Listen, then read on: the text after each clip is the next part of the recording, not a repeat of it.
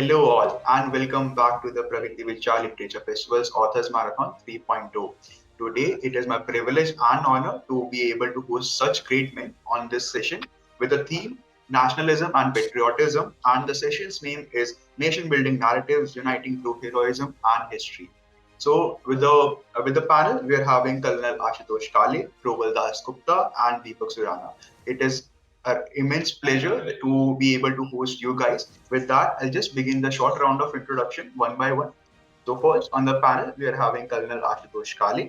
He is an ex-army officer, a best-selling author, a naturalist, and a motivational speaker.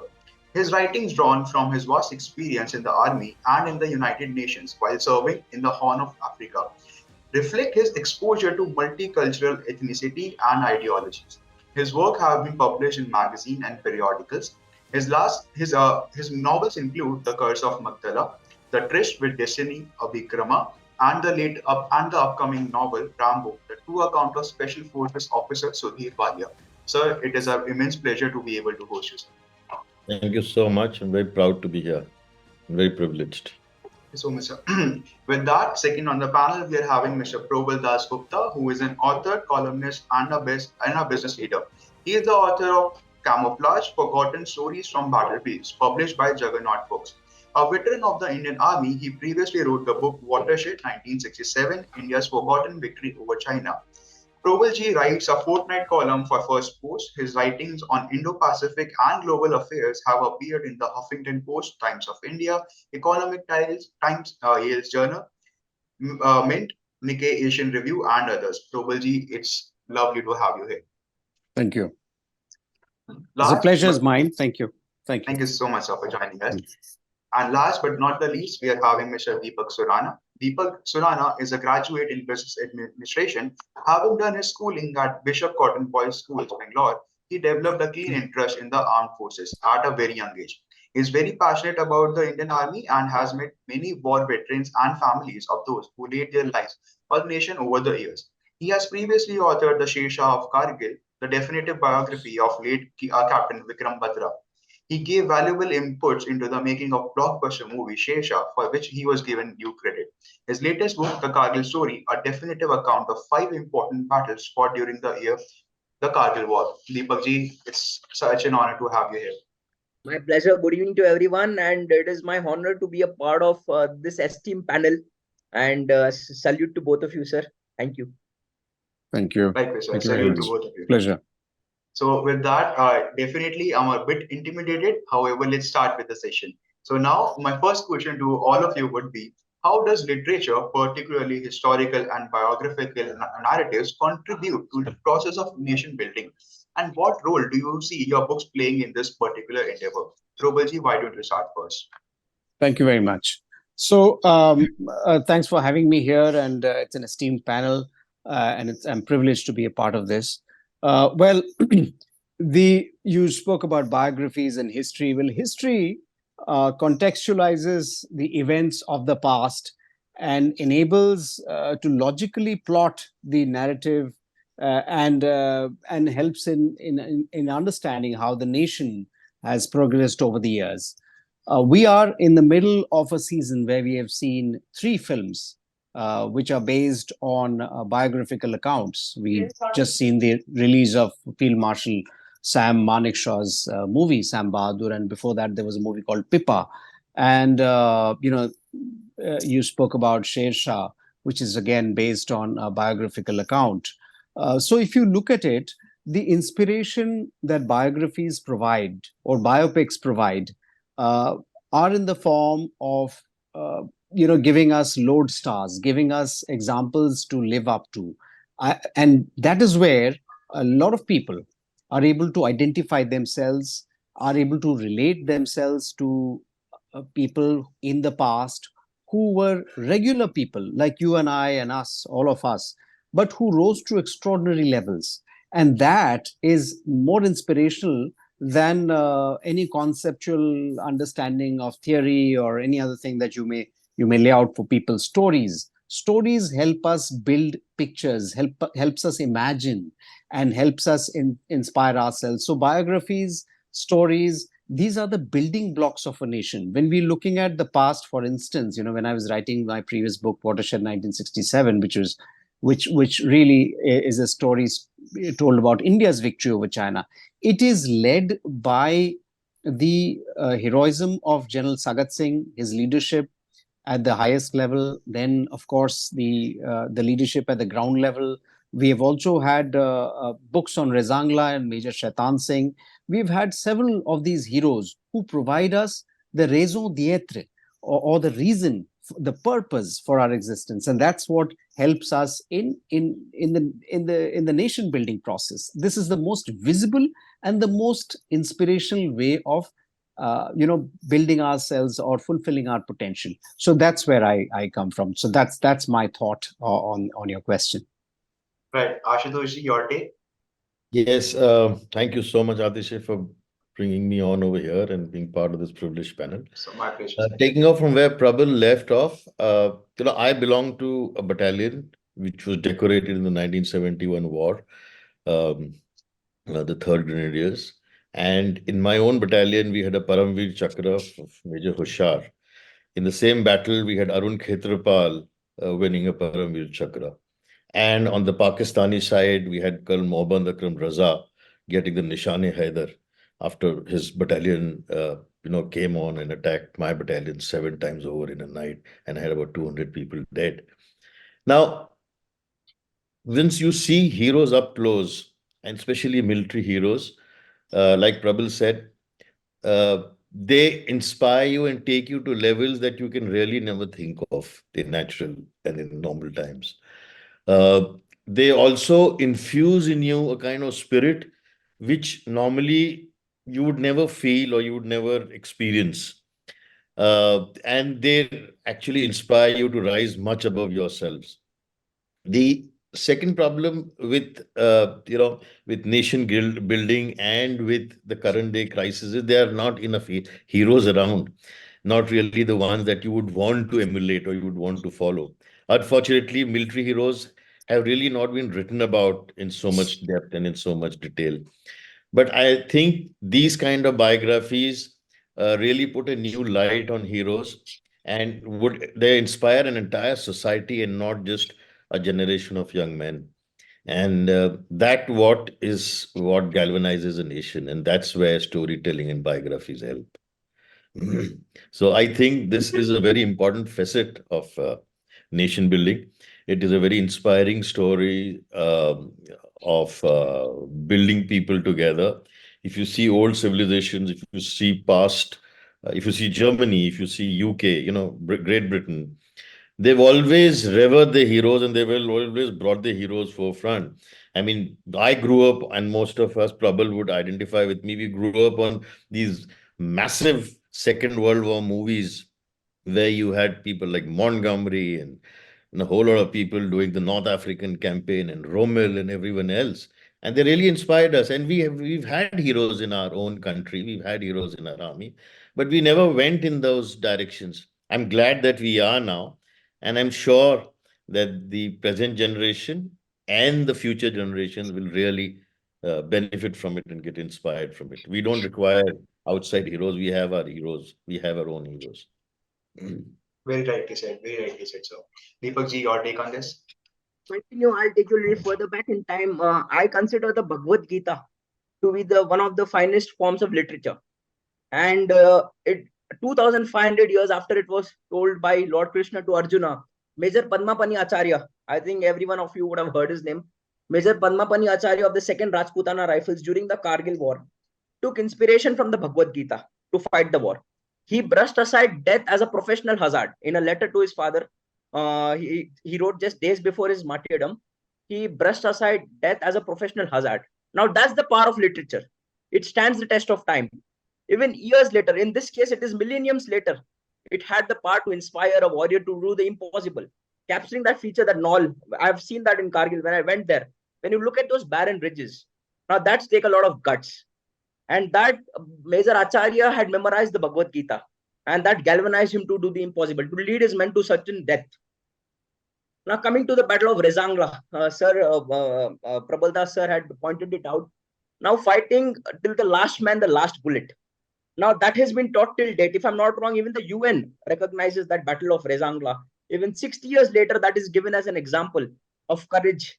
And whenever a new soldier joins a Paltan, when Sir was talking about the battalion level, they have a motivation hall in their room. So a soldier, like suppose a battalion has won a battle of honor in the 1971 war, but even if a new officer or soldier joins the unit now or joins the Paltan now, he's told about those heroes. So that he can imbibe their qualities. Now coming to the idea of India, I would like to tell that nation building, I think it can be done at all levels, not just by donning the uniform. You can be good in whatever field you choose to be good in. So that's my thought, that literature lasts the test of time, and good literature, no matter how many years it passes by, people will follow. And as Sir told, India has no dearth of heroes. I think we are blessed that we have heroes from all walks of life, from all generations, from the ancient, from the medieval, from the modern era. So I think we need the right people to bring it out. For every Prithviraj Chauhan, there was a Chand Vardai. So I just hope that the heroes we have now, we just need the right people to tell their stories, and this is a good platform. At least we can reach the audience. Thank you. Thank you I so just much, like Deepak to ji. add here, Atisha, Yeah. in my new book, there is a line that I have written in the foreword which says that in this country of couple of billion people, if this book inspires even one Sudhir Walia to emulate the hero Sudhir Walia, and he inspires, and this young boy rises up and becomes another Sudhir Walia, the book would have found redemption. The story would have found redemption.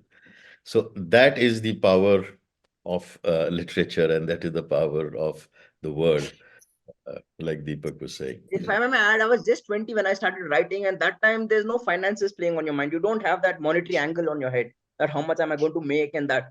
So the main objective, once my parents asked me, okay, why do you want to write this? So I told them that even down the line, many years later, if someone reads the book and becomes an officer, or someone at least remembers the name of that soldier. And one of the course mates of Captain Batra told me that if someone reads your book and if he becomes a Paramveer Chakra, or if he becomes any gallantry, even if he becomes the uniform, you will have an equal role to play in it. So that was my main objective when I started writing, and that still remains my main objective. Now, listening to all of you, listening to your perspectives, listening to your stories, it has actually motivated me, and I'm having goosebumps right now. So, with that, like, this is just the first question. There are much more to come. With that, I come to my second question to all of you, which would be, your books delve into the aspects of India's history and heroes. So, how do these narratives help in preserving and passing on the heritage and values to the nation, to the future generation? Ashutosh ji, why don't you start first? Well, this is partly been answered in the last question also. But when you write a military story, like Prabal and Deepak have been writing, and me too, it's not only just writing on the action or writing on the man per se. When we join the uniform as officers and we grow into service and we lead men into battle, as I have done myself, uh, there is a tremendous amount of value systems that get inculcated. It's not just heroism, it's not just bravery, but it's comradeship. It is being true to the mission. It's being true to the brotherhood of men that you are staying with or commanding. It's the comradeship that you develop. It's the loyalty to the flag, to the uniform, to your regiment. Uh, there is a discipline that comes in. And these value systems today, uh, with modernization, probably have got diluted uh, in other parts of the society. But in the forces, we still hold them dear and we kind of nurture them. So when you write about a hero like this, it's these values which get passed on. And it is important for the present generation, it is important for the future generations, it's also important for someone who doesn't know about this to actually understand and feel these values. It's not only about heroism, it's not only about bravado, it's not only about high-headedness, but there is so much more. There are sacrifices of the heroes themselves, of the men themselves. There are countless unsung soldiers over there who've also contributed to the heroism of this person. There are families back home who are sitting and who are contributing and sacrificing. There is an entire ecosystem. There's probably an entire village which has created this young boy to be what he is. So it is all those things and all those values which get passed on when you write about a military hero, unlike any other hero that you would see. And I think it is in this larger context that these values need to be passed on and these values need to be felt and generated and nurtured. And the entire society needs to be aware of something like this. And that is what is important. That is what these books will convey and carry forward. Very rightly said, sir. Probalji, why don't you take us further? Thank you. So, as Colonel Kale said, these are stories that need to be told. I'll just give you an example. I was in Australia early part of this year visiting my family there. And I was I was at a point in time when Australia and New Zealand celebrate the Anzac Day. Now, what is the Anzac Day? Anzac Day is celebrated to commemorate the Gallipoli campaign that the Allied troops had launched in 1915 against the Turkish army in the First World War in Gallipoli. It was a losing campaign. Yet the bond that the Australian and New Zealand soldiers had, formed or forged during that entire very trying and testing campaign has been used as a landmark to remember the soldiers and celebrate or commemorate that day as Anzac Day. Why do I talk about the Anzac Day? Now, Anzac Day is celebrated or commemorated on the occasion of the Gallipoli campaign, which is a losing campaign. There was only one battle in that campaign that was won. Who won that battle? It was won by the Indian Brigade of Punjabis, Pathans, and Gurkhas, Punjabis, Sikhs, and Gurkhas. Anzac Day is celebrated or commemorated in Australia and New Zealand. We don't remember the Gallipoli campaign. Whereas the only victory in the Gallipoli campaign was recorded by an all-Indian brigade. Now, the reason why I brought this out is to just, also take forward what Colonel Kale mentioned, which is absolutely true. And there are so many stories. We have our heroes. We have, there are these stories that need to be told to generations. And, this is where you imbibe the traditions, the legacies. We recently, a few years back, there was a movie in Hollywood called 1917, which went on to win 3 Oscars and was nominated for 10 nominations, had 10 nominations. Now, when I was researching for my recent book, Camouflage, and this is one of the stories in Camouflage, I found that a similar action had been undertaken in the similar area in October, November 1917, the same time, separated by a couple of weeks, by an Indian soldier. And he had done it not once, but thrice, 1, 2, 3 times. And it was in the Battle of Cambrai. His name was Lance Dafadar Gobind Singh of 2nd Lancers. Now, how the story of 1917 took place in terms of the Hollywood film is that Sam Mendes had heard a story from his grandfather, Patrick Mendes, who fought in that campaign in 1917, that there was one soldier who had actually, gone across and conveyed a message and did an incredible job, because of which hundreds of soldiers who had been saved, their lives had been saved. Now, in the fog of war, imagine you're sitting in the battlefield in 1917. You don't really know who that was, but you've heard that story. He passed it on to his grandson, who made a movie. It is very much possible that these are 2 different stories. It is also possible that this is the same story. The point I'm trying to make is that Hollywood has gone on to make a movie that has won Oscars, whereas we don't remember Lance Dafadar Gobind Singh, even if it were the same story or 2 different stories. It's just an iteration of the same logic, the argument which Colonel Kale rightly mentioned. And there are so many other things. It's not just the valor and courage, but it's also setting an example of moral courage, taking a call when you have dilemma of leadership, decision-making. And it was, 1967, General Sagat took a call, or, there are various instances when leaders, while fighting on the ground, took a call based on their instinctive understanding of the situation, the clarity of thinking, and deciding which is the higher call in a dilemma. And this is not just a military story. It is applicable in our lives, in our everyday lives, whether it is managing companies, whether it is managing people. You have a dilemma of decision making. How do you take the right call? And when, there was an instance when General Sundarji was asked to pull back his troops in 1986-87 when confronted with the Chinese at Somdorong-chu. And he told the diplomats in Delhi who had asked him to pull back that, well, I am the man on ground. And, when he was told that the Prime Minister, Rajiv Gandhi, was not very happy with the decision that he was making, that of not pulling back troops, he apparently had told New Delhi that please ask the Prime Minister to get to have the right kind of advisors. He took, well, these are dramatized forms, but they were decisions taken by leaders who believed in themselves. And Colonel Kale spoke about how this is an entire ecosystem. It's shared by people, by families, and others. And this is also one of the stories in my book. Also talks about how the families were impacted, in 26/11 when they were watching their husbands take on terrorists live on television, which is unprecedented in Indian history. But these are value systems. These are legacies which are imbibed and understood, and that's why stories must be told. These are the little examples that I wanted to lay forth, just to sort of contextualize the very point. Thank you. Thank you so much, sir.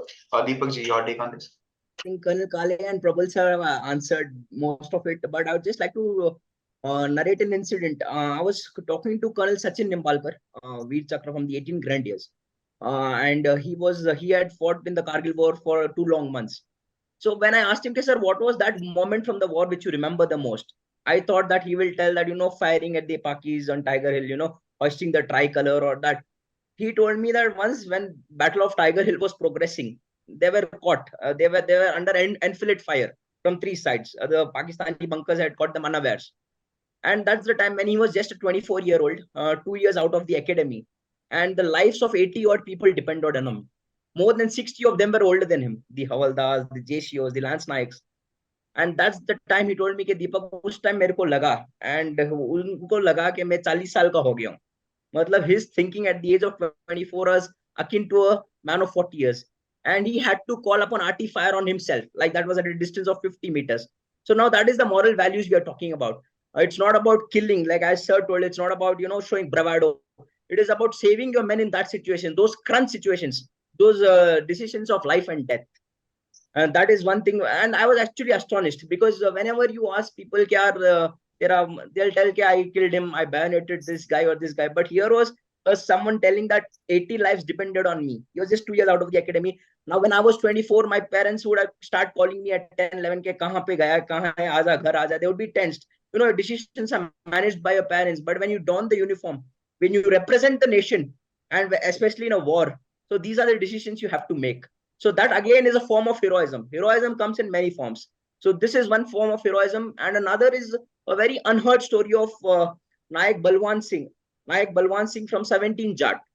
So after the capture of Whaleback in the .4875 complex, there is something called as a reorganization. I think both of you know, sir. It is to guard your peak from the counterattack, from the enemy counterattack. So that's when an enemy sniper who was on another peak, he caught Lance Nayak Balwan behind one rock. And he shot at him throughout the day. The Pakistani sniper shot around 8 to 9 bullets. And Lance Nayak Balwan Singh was literally bleeding to death. And when people would come to evacuate him, he would tell them not to come because the sniper was waiting. And that's the time he shouted, Jad Balwan, Jai Bhagwan, their battle cry, so that the morale of his troops doesn't go down. So he wasn't evacuated, he lost his life. But because of having that moral courage, having the courage to tell his people not to come to evacuate him, so that changed the course of the battle. Again, that's a form of heroism for me. Just not charging at the bunkers or, getting into hand-to-hand fight. That's not at all heroism. This is, I think, doing these acts of, I can say, defining moments. These are the defining moments which actually determine the outcome of battles. Right. I'll just take 2 minutes more, if you don't mind, on the Yeah, sure. same something triggered here. And I'll give you 4 examples of value systems. Deepak, incidentally, Sachin was my cadet in IMA. And Okay. I used to take these lectures for them in standing in hall number 37, I still remember, and telling them that, the true courage of a leader and a true value of a leader is when you're leading a machine gun charge and where you don't have to look over your shoulder. The machine gun's firing at you and you know that the men are following you. That's the true identity of a leader. After he got his Veer Chakra, he came and spent 2 days with me and we sat and drank. And there's one particular story that I still remember he told me, and he was saying that, there was this goat track which was leading up. I'm incidentally from Grenadiers. I'm from third and he's from 18. And he came into the Grenadiers because of me. So when the troops were climbing up this goat track, the initial lot didn't know what was up there. The rest of the people, when they were following up on the same track, the time the bodies were coming down. Now you can imagine that there is a line of men and they're passing down bodies along the same track and they're climbing up to their own death for another charge and another attack. And you can understand the kind of value systems they would have. This is about Sachin and Tiger Hill. In my own battalion in the 1971 war, the story I just told you a little while back, uh, when Colonel Mohammad Akram Raza, he was part of 16th Frontier Force, and 16th Frontier Force was told to counterattack Jarpal, where 3rd Grenadiers was there, entrenched. And the troops revolted because they were being pulled back after about 10 days of fighting. And their commanding officer said that I will lead the first charge on the Indian defenses, and no man will turn back. And Colonel Mohammad Akram Raza led the first charge on my battalion. Colonel Hushar Singh got wounded. He fought. He got a Paramveer Chakra. Colonel Mohammad Akram Raza died just 20 meters from the front lines with a carbine in his hand, frozen forever. By morning, they had about 200 people dead, and we had about 7 counterattacks that night, and the battalion didn't know what was hitting them. It's only in the morning when the ceasefire was declared, they realized that the commanding officer was lying dead there. The youngest officer present was the captain, the adjutant of the Pakistani army, who identified as CO. CO 3rd Grenadiers, Colonel Airy, pulled out a radio log, and wrote a citation for his enemy on the battlefield. And based on the citation of Colonel Airy, the Pakistani government gave him the Nishani Haider. Based on the citation of his enemy, of his comrade, of his brother-in-arm, whatever you might call him. They were fighting a fierce battle a night before, and the next night he writes a citation for him. That is value systems. Those are the kind of values that people need to know about. When I was in Eritrea, there were 3 graves that I discovered from my grandfather's regiment, who were part of the Second World War. I didn't know how those graves were there, 4th Gwalior Infantry. And there was an old man there, and he said these people had come down, and we still come and lay flowers on those graves. This was part of a war memorial and part of a British Commonwealth graveyard. Can you imagine 3 men from Gwalior buried in Eritrea, halfway across the world, and their grave still being honored by some local man over there who was an Eritrean who didn't even know what had happened. And I was zapped to see those graves myself. I couldn't ever check back for my grandfather. I also discovered the grave of Colonel Alexander Dunn, who led the charge of the Light Brigade as a young captain. And he had died in the Abyssinian campaign.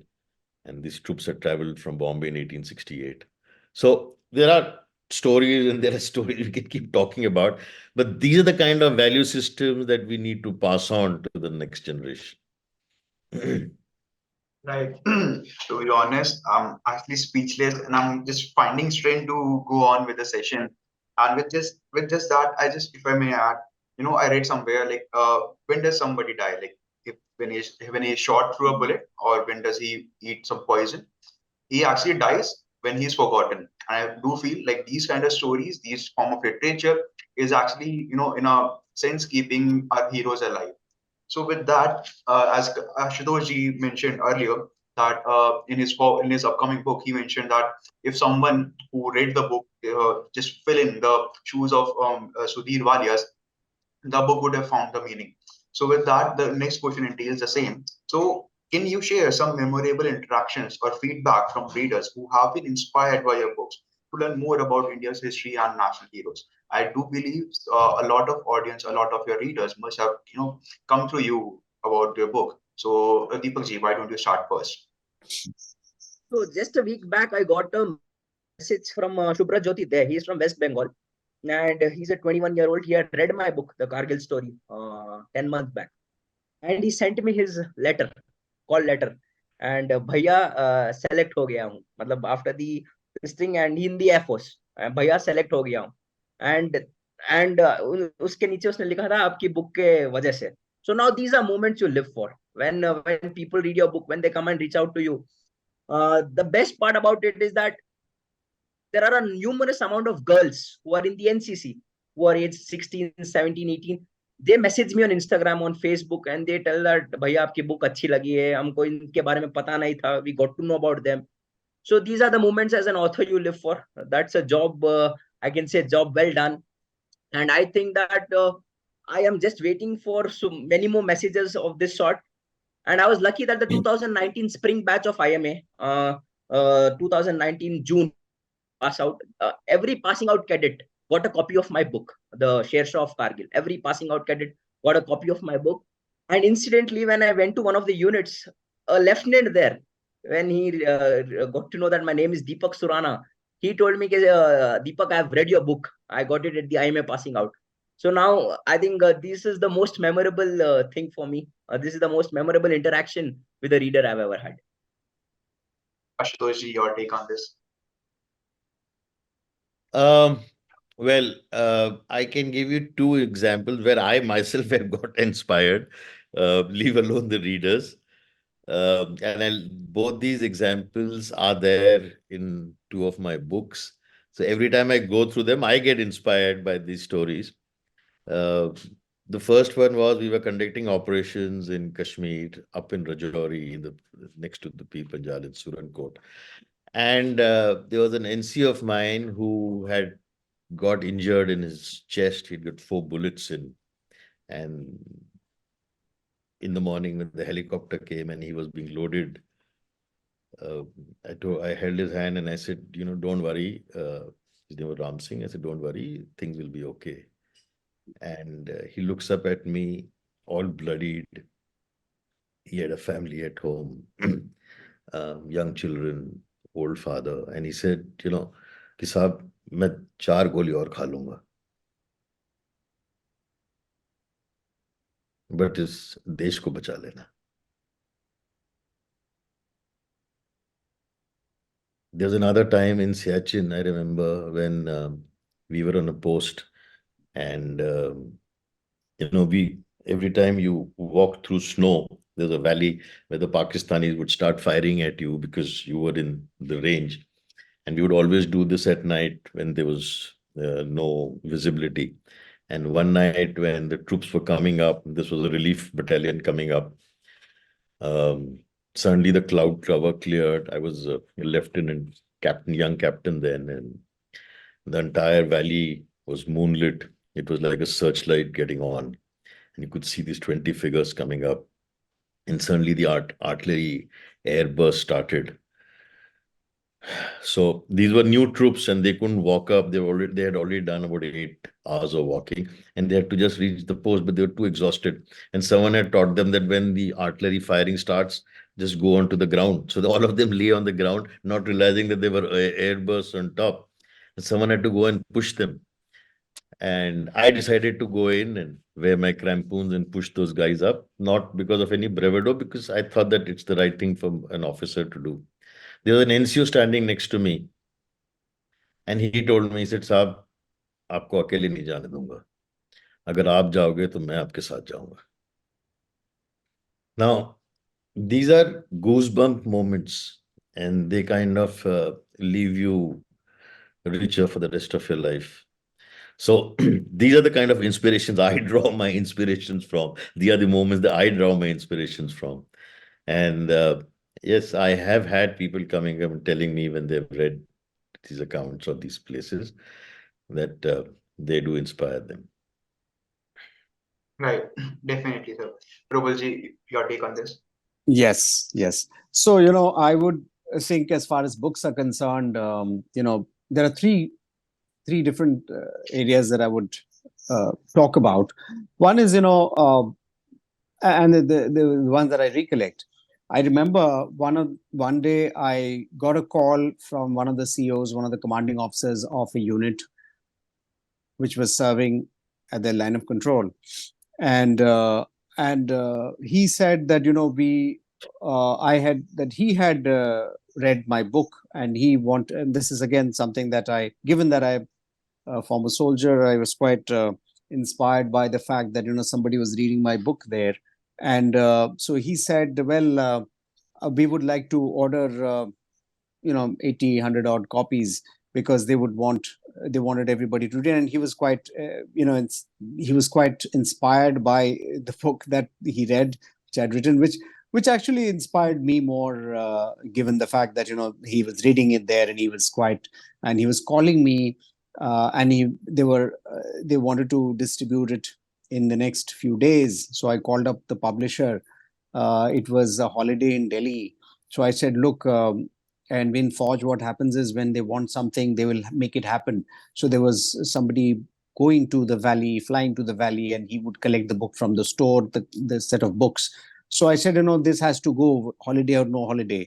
This has to go to the place where they want it. So when you get a call out of the blue, and someone who's a real action hero, and he believes that the book made him turn every page and read and inspired him, and I think that to me was a great sense of satisfaction, given that many years ago I'd spent tenures in these similar regions. So that is one kind. Now the second thing is, the book, also when you write about history, it has a certain opinion, and to the extent possible, and we spoke about why it's important to narrate history. It's also important to narrate history in a credible, unbiased, objective manner, so that it retains a sense of credibility. It is received and absorbed well. uh, what gave me satisfaction was that especially, I mean, the current book, Camouflage, is just about a week and a half old, but the previous book was on India and China, and given the drama involving the two countries over the last 50 years, it was a political and military drama. It also had its own uh, you know take or opinion in terms of how things evolved in the 1960s. And the story starts from 1964. It goes away from 1962 and starts from 64 till the integration of Sikkim in 1975. So what I was quite happy to hear is that people from different political affiliations and ideologies had liked the book, and you can see it at the back of the book that you have different kind of people with different set of ideologies, but married to the same idea of the nation. I think that is what made me very happy. That look, instead of dividing, it unites people. I think that is something that I would love a book to do, to unite people, to bring people under one roof and say, hey, that look, this is what we agree on. Today's world, there are few things that people, in a room, if you put six people, I don't think there are very many things that people would agree on, and soon there is a division.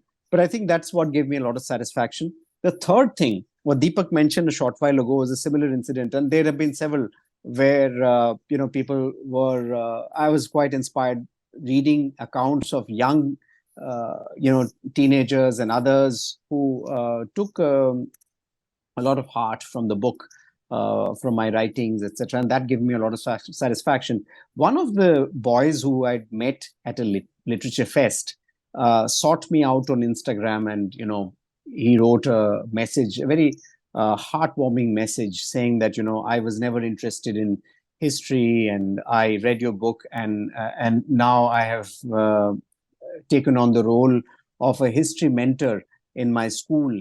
and a part of the editorial board, and I write on historical things. And I was very much moved by that, those kinds of accounts. And then the other thing I have noticed is, there are people who do not really read non-fiction, who would read fiction. And I've also grown up on fiction, and I think both are equally important. But then people have told me, oh, well, I don't really dig non-fiction. So when they came back and said, well, I like this one because it's a narrative account, I think that is where it gave me heart to hear that, well, non-fiction is well received. It also gave me an indication that, well, if you are writing about history through the lens of a narrative account, through the lens of stories, they are received better, and they are also absorbed and retained by people. And that also not just gave me satisfaction, but also gave me learning in terms of how I should be approaching writing in future. So these are things, and definitely the reader's views really help you become better at what you do. So I've always had this issue with military stories, that they are only consigned to military history books, which are best consigned to libraries and for research. But they're really not fodder enough for people to absorb, young people to absorb. They get too boring. But I think narratives like this and stories like this. If I'm actually, there is a lot of books written on Kargil War. Many books, even in the aftermath, even when during the war, when the war was happening. So when I read these books, I somewhat found that they were dry. A company attack, Bravo company, Charlie company, this 20, 30 hours, 900 hours, 1700 hours. So that's when I realized that I wanted to write a book where you understand the emotions of a soldier.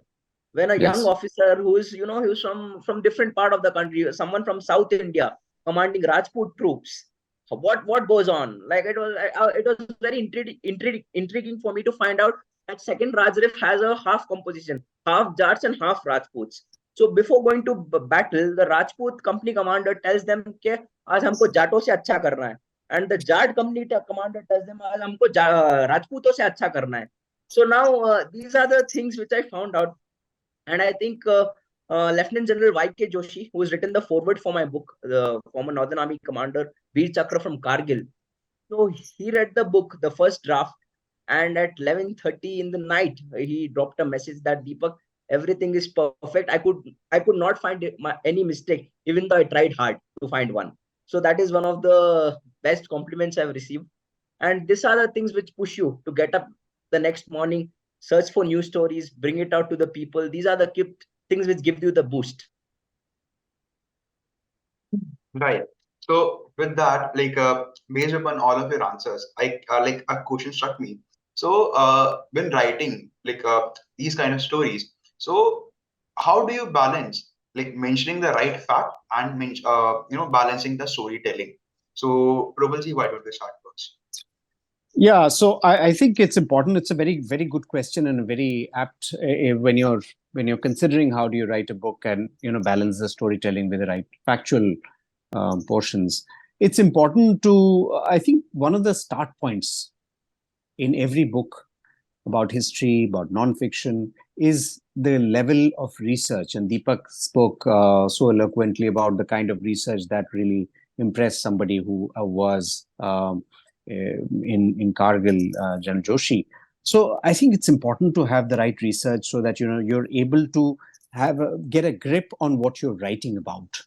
For instance, I wrote, in both my books, one of the books, the previous book was it starts from 1960s, and this current book starts from 1912, at a time when you have to depend on archival material, you have to depend upon several other things, and sometimes there is a gap in terms of what you have found, because you can't find every little detail.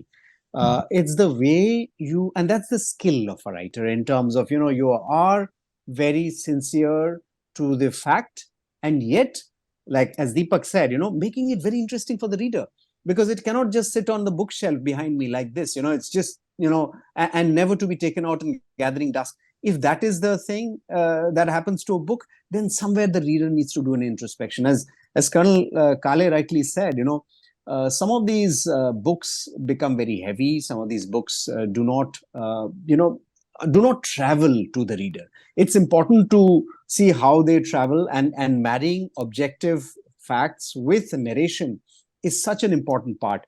One of the things I remember when I was writing the first book, I asked the publisher, my editor, I said, how do you, how does it, of course, once the draft is complete, you will give it to people, to editors, and, I give it to, senior military veterans as well as historians for a read. But he said, give it to someone, give it to your son and daughter, and they were in their early teens. Given the fact that in today's generation, there are several points of distraction and attraction where you are able, when you have your various digital means, you have your other points of interest, etc. If you are able to hold the interest of someone who's young, who has several choices of spending time, I think you've actually hit the mark.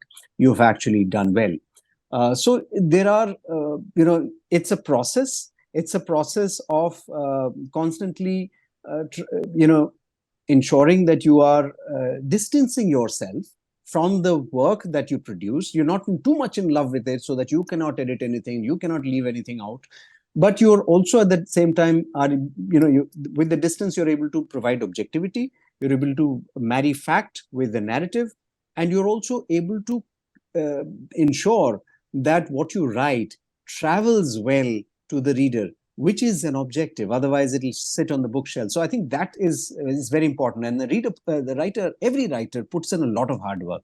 I think it's important that they are also read. And for that reason, I think it's important for a writer at every stage to see where he's going with that's. And everyone has a different approach. I believe this is how you're able to ensure that you're able to maintain course as you progress from start to the finish, and ensure the facts and the objectivity and the narration are in line with each other, as well as the interest that it generates for the reader. Right, like you have to write dispassionately in order for that to be aligned with the reader. Yes. So Ashutosh ji, your take on this? I think differently. I think you have to be very passionate to write. So yes, like Prabal said, one is, of course, the basis of everything is in-depth research, and there is no shortcomings to that. The more you do, the more facts you have, uh, the more research you have, the better your story would be. Second, of course, is infusing emotion into the facts. That comes easy for someone like me because I have been in similar situations and I have smelled the dust. The third is, of course, the narrative itself. You don't want to over dramatize it. You don't want to make them into Bollywood heroes and, uh, make it into some kind of a laughing gallery. But you also want the narrative to be interesting and captivating. That's the aim. Now, that's where your skill as an author comes in. And also at some place you need to understand as an author, you are wanting to put in everything, and you wanting to put in everything the way you want, but you want the story to be read. And for the story to be read, you have to make the story easy for a reader.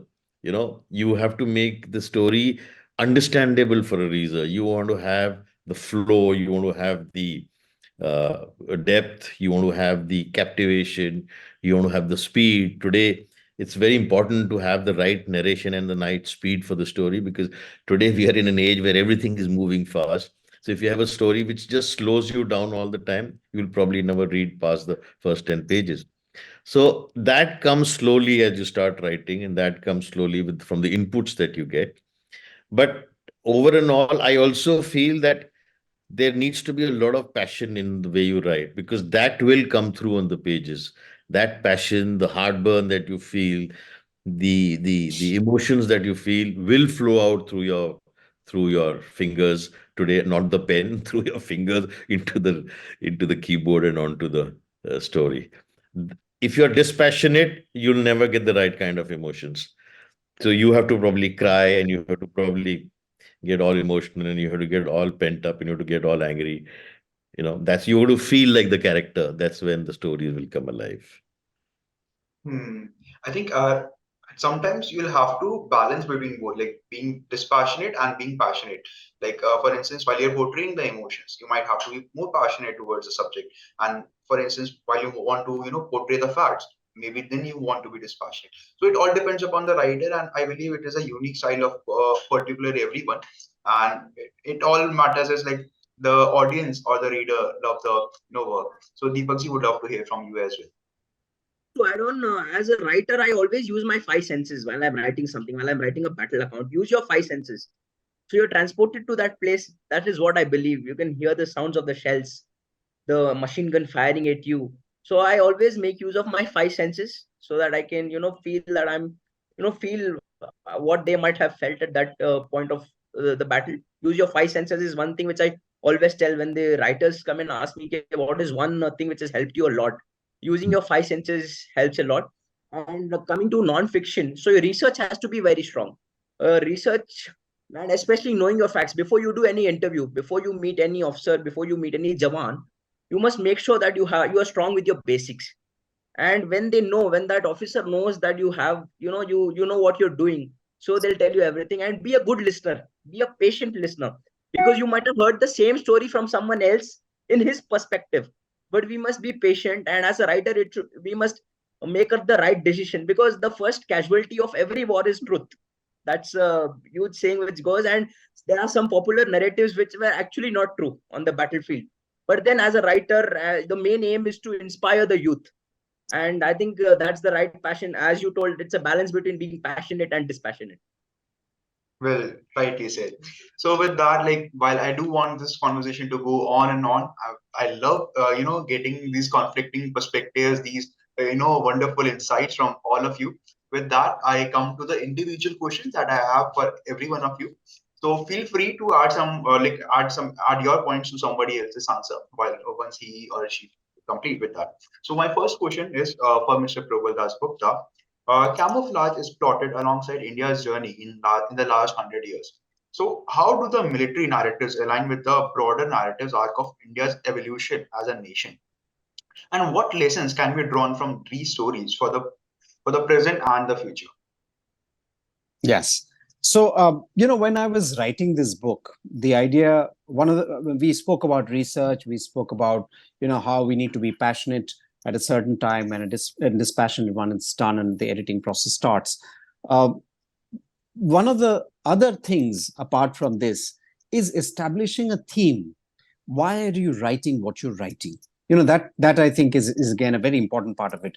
And that in effect also is a part of the answer that I want to share with you on your question. That I thought of the last 100 years as a time frame within which to set the book. Why these last 100 years? It's because post the Industrial Revolution, starting from the beginning of the previous century, the First World War, when the invention of aircraft, tanks, different forms of equipment and machinery actually changed the course of warfare, changed the outcomes, established international relations, the two wars, the First World War and the Second World War. And, also the outcomes decided how the nations are going to be balanced, how the power balance is going to be shared, what all is going to happen, how the modern world is going to come into existence. And it is often forgotten that over 2 million Indian soldiers actually participated in the two wars and shaped the outcome of the modern world, which we do not really give much credit to. I spoke about the 1917 Hollywood film. I spoke about the Gallipoli campaign a short while ago.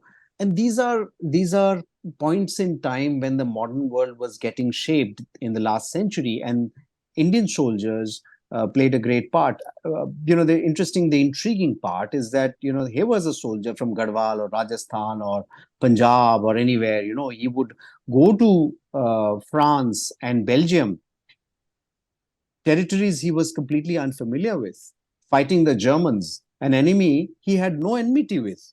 for a colonial power which was actually running his country, and it was not even his own war.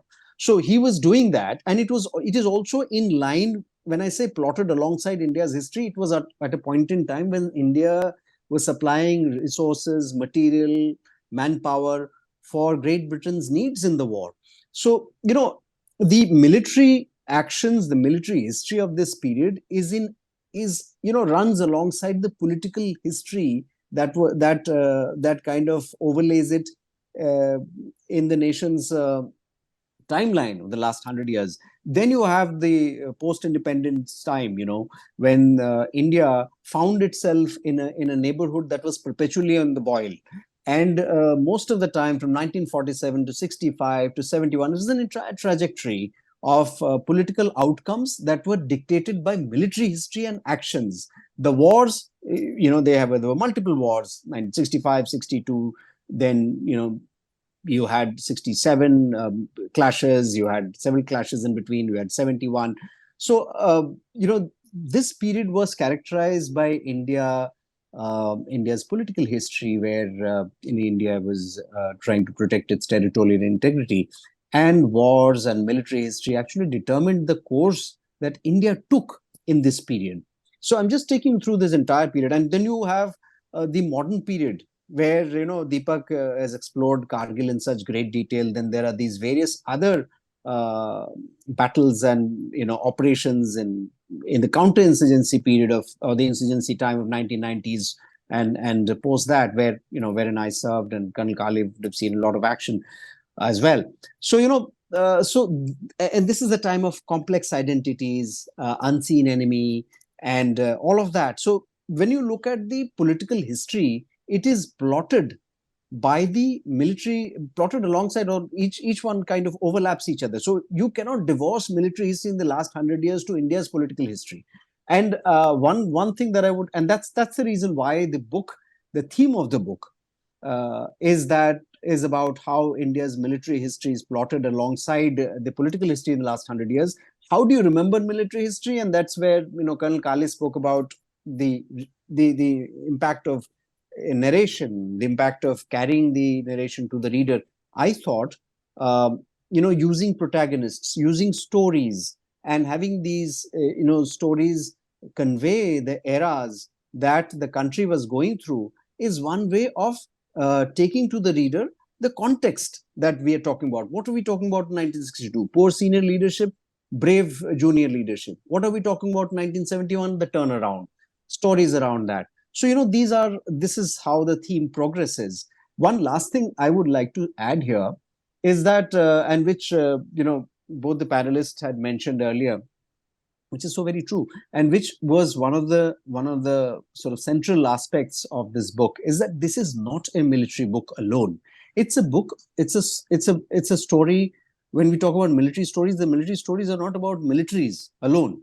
These are stories of us, and these are stories that impact us and also guide us and inspire us. And you spoke about it at the start.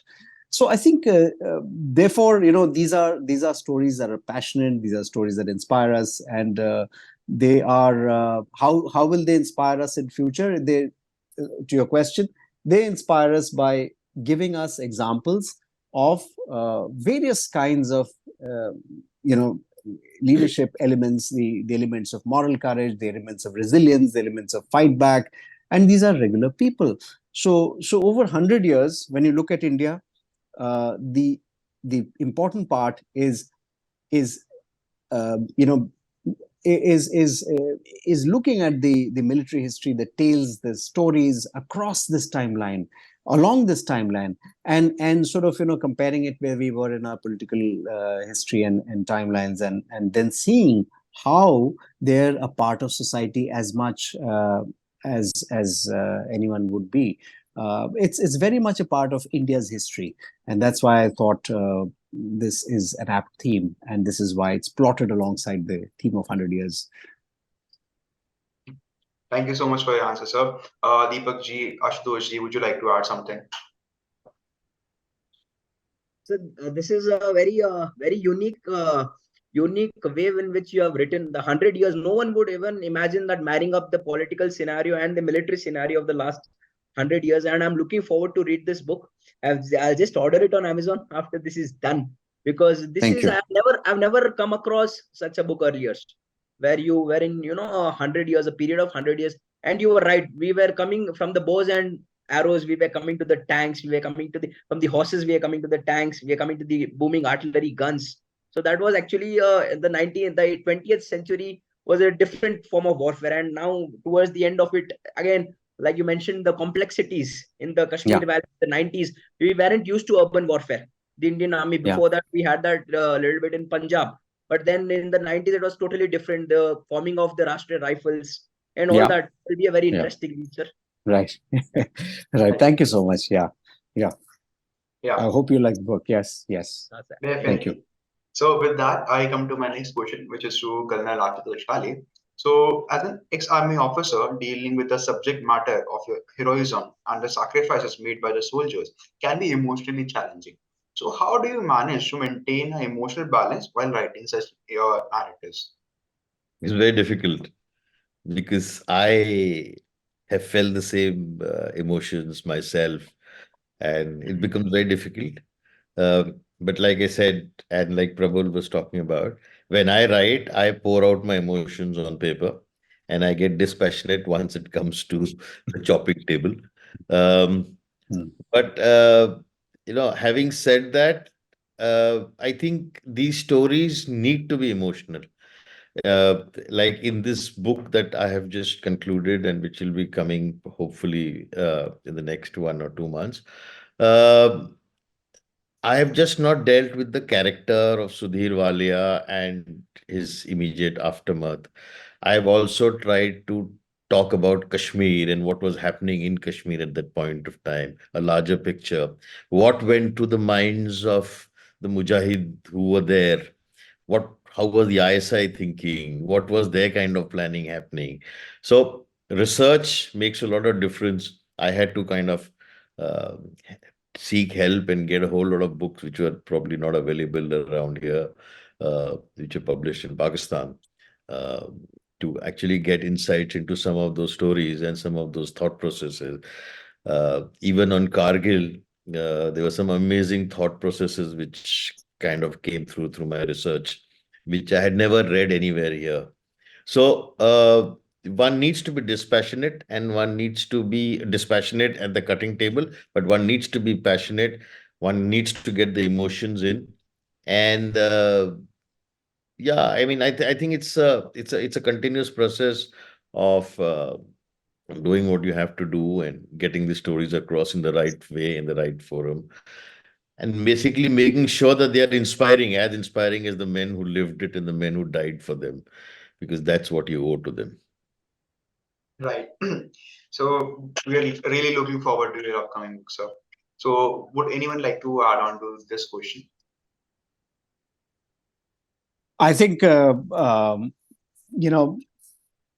Kale has brought it out very eloquently. I mean, I think I just add that, there is something that we owe to them. And I think, if there is an ode, this is how, this is one way.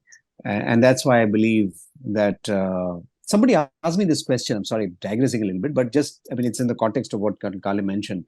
Somebody asked me in one of the interviews that, is there room for more war stories? So I said, well, we haven't really started. We have just got started, and there are so many things to be told, so many stories, so many tales, and I think it's such a rich history. I very much agree with what Colonel Kale said, that when you're writing, I think there has to be a whole lot of emotion, because that creates that energy. There are times when I feel that I may not have the right. I'm not in a frame of mind to sit down and write.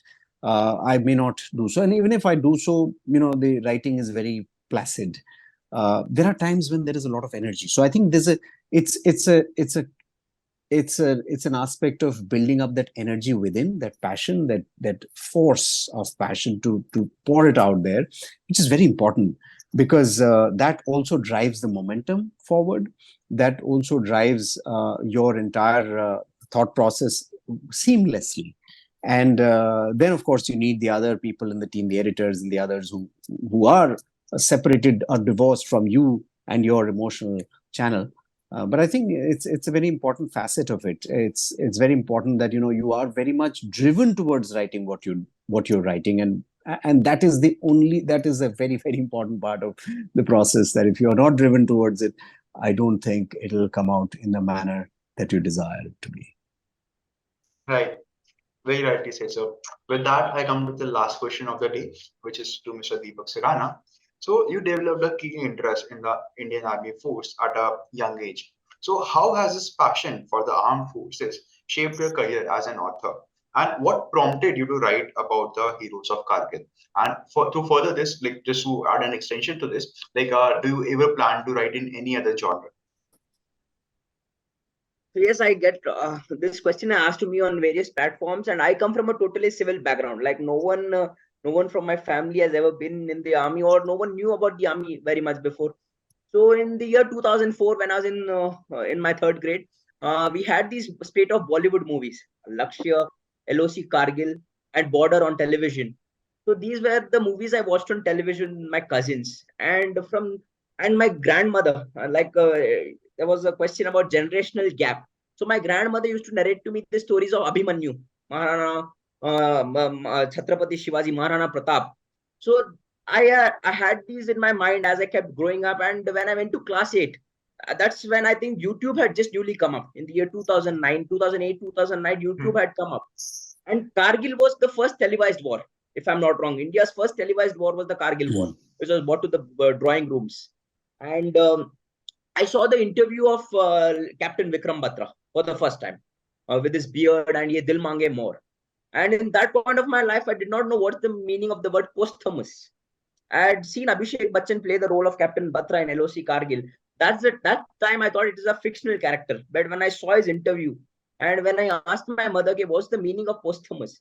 She told me that when an award is given to you after your death or after your martyrdom.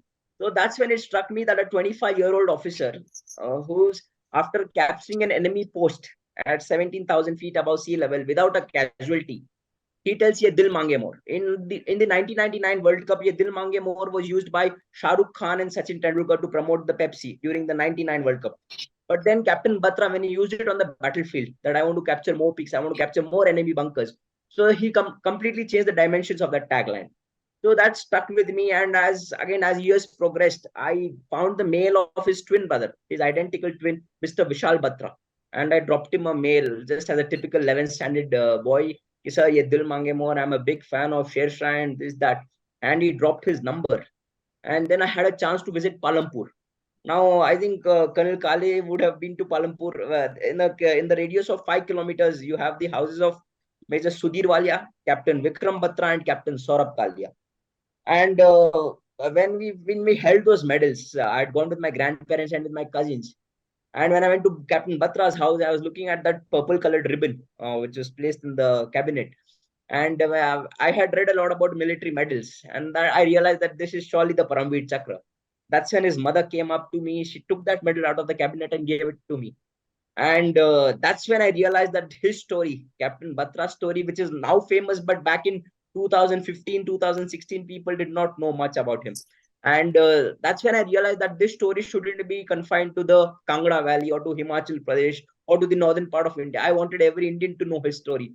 So I came back and I just told my dad that I'm going to write a book on Captain Batra. And he was shocked. At 20-year-old, I hadn't done much great in my academic life. And I was good at English in my essay writing and all that, but he never expected. He had challenged, okay, you won't be able to write more than 30 pages. So this is how it developed. And once I started researching on Captain Batra, once the book was out, I realized that there were numerous soldiers from other battalions, from his own battalion, from other battalions who fought in the Kargil War. We lost 527 of them, 1,363 were injured, and many other countless living legends we have among us. So that's when this idea came up of writing another book on the Kargil War, the Kargil story. Because as I told earlier, I found that the books which had been written earlier on Kargil, to me, they seemed little dry. Because for a layman to understand, for a civilian to understand those the terminology used in those books, it would be very tough. So this was the main, I can say that the idea of writing the Kargil story was developed out of the research of Captain Batra. Because General Joshi once told me that the Paramveer Chakra which Vikram Batra won was not was not only his Paramveer Chakra. It was the Paramveer Chakra of the person who was carrying up the ammunition. It was the Paramveer Chakra of the person who was giving him the covering fire. So it was a team effort. It was a platoon, company. So that kept me hooked to his story, hooked to the other stories of other heroes from our Kargil war, especially the JCOs and NCOs who come from different parts of our country. In fact, I met Rahul Thakur in the year 2019. He was born 3 months after his father's sacrifice in the Kargil war. His father was Lance Naik Ranbir from 13 Jammu and Kashmir Rifles. And while we were trekking up in Gumri, there was a landslide in Jozila. We had stopped and we were just trekking up a small hill at Gumri. And when I told him about my idea of writing the book, he told me, "Bhaiya, aap mere papa ke bare mein likhoge kya?" So that shook me to the core, because a person who's not seen his dad, who was born 3 months after his dad's sacrifice, and still the pride with which he asked, "Bhaiya, aap mere papa ke bare mein likhoge?" Those words still ring in my ears. So that, pushed me harder to bring out such unsung, unheard stories.